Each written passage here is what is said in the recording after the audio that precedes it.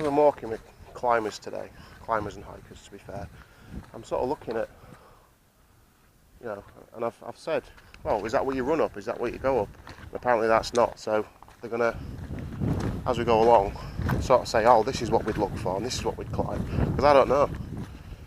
It's stunning down here.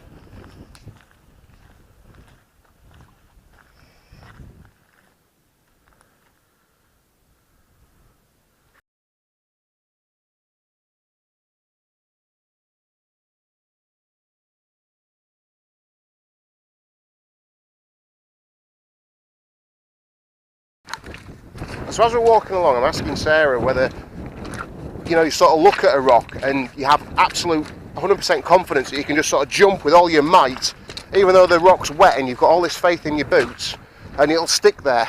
And Sarah sort of tried to explain to me, and she used this sort of explanation. Can you give it again? Yeah, I just said not everyone is like really comfortable with that sort of dynamic movement, and some people are static movers. So some people choose to be more careful with their stepping, and some people are happy to take a bit more of a stride and take that risk because they know what their boots can do. And actually you don't ever need to aim to be a dynamic mover. It's actually fine to stay static because they're two very different styles. So therefore you don't need to worry too much about progressing to be a dynamic mover if that's not what you want. Yeah, or feel comfortable with. I think that I have to put the weight on my foot and see if there's any movement from wherever I'm treading before I then commit and then start to, you know, think about moving the other foot forward. Yeah, which is kind of like a natural thing to do as well, because that's what you should do. Yeah. Put your foot down, test it, see if it moves, then place your weight. Yeah. But then like fell runners, for example, they're used to this, oh well, I'm prepared to take a bit of a risk in a slip because I want speed. We're choosing to do it slower and safer. Their objective is to get there as fast as possible, and therefore they accept a little bit of risk. At this point.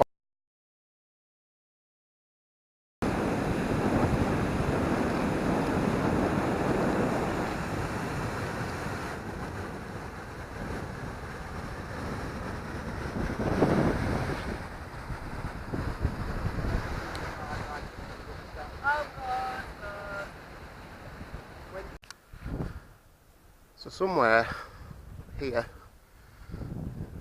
there's a cave, and it's got, well, bunks and like a guest book, and it's built into the side of the cliff here, and that's what we're hunting for. Now behind us, and you can't see them, there's quite a few people, and they're carrying big packs. They've definitely got sleeping bags, and we're just wondering whether they're heading up there for the night for a wild camp in a cave.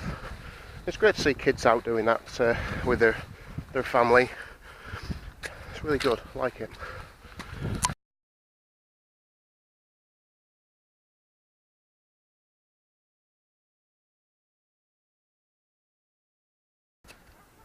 So this is it, scrambling. Definition of scrambling is when you've got to use your paws as well as your feet. So I'm going to try and get up this now. I'm fairly confident. Having said that, I don't want to fall down there.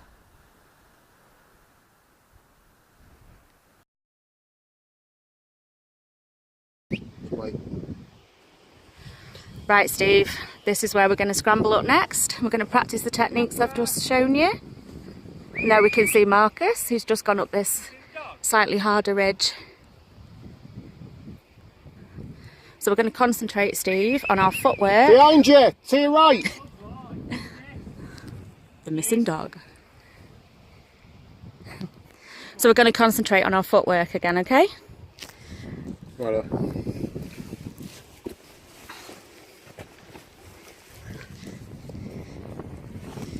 Taking the nice steps, looking for ledges, making sure our feet are in balance, and our hands. Remember what we said about trying to free up a body part, so you're only using 3 parts for balance, and we're looking for the nice ledges. Perfect. One thing at a time and don't rush.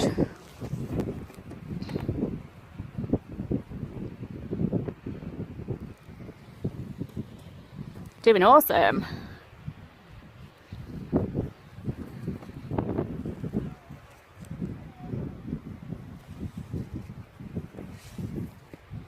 You okay?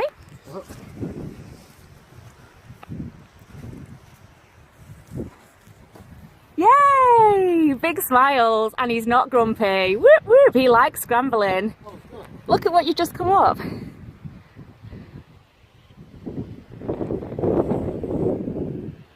that's where we've come from. Just brought him up that grassy slope, which wasn't his favourite.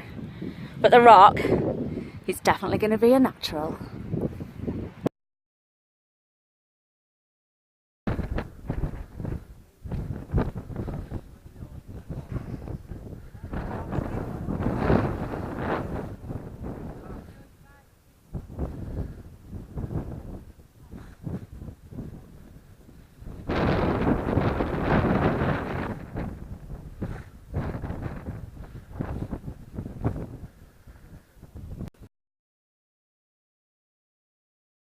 Well, the very last leg up onto this part of the hill, my feet felt like lead. I didn't slip at all. I kept going. I was confident. These guys are brilliant, really patient, and it's just what I needed. What is interesting, you've got these guys in the background and they're all talking about navigation. You may or may not have noticed that they haven't actually got a map out. I have my map in the back, which I never really intended on getting out because these guys are a lot more experienced than me, so I'm just going to be a follower on this, which is absolutely fine. Other than Sarah, the two guys that are here, Simon's dropped down, they've all used GPS.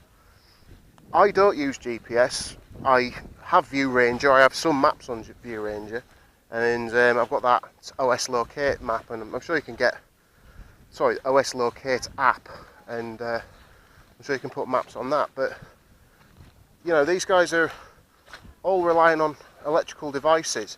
I mean, today on this sort of short route it's absolutely no problem, but what happens if we're out on a longer route? I mean, yeah, you can recharge it and recharge it and recharge it, but is it a good thing to rely on them? I don't know.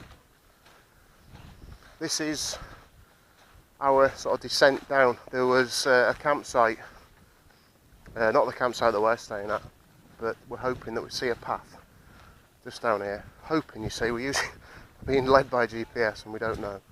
But yeah, we'll be down on the deck soon and I'm very hungry. I need to eat. That's the campsite, and I couldn't see a way up from there, but as you can see, I want to find a way down. My legs feel like dead. They're really heavy. I'm not looking forward to this. It's not even a path. That is just slippy rock after slippy rock, mossy rock, different type of rock that's slippy, and everything is just horrible. I don't like slippy rocks, or I didn't like slippy rocks. Now, the important point, and there is a point to this story, I didn't fall over. I didn't run down, but I didn't fall over, and that is challenging. Whichever way you want to judge things, if you don't like slippy rocks, that path is trial by fire. Seriously, that is hard work. But I'm down. Happy days.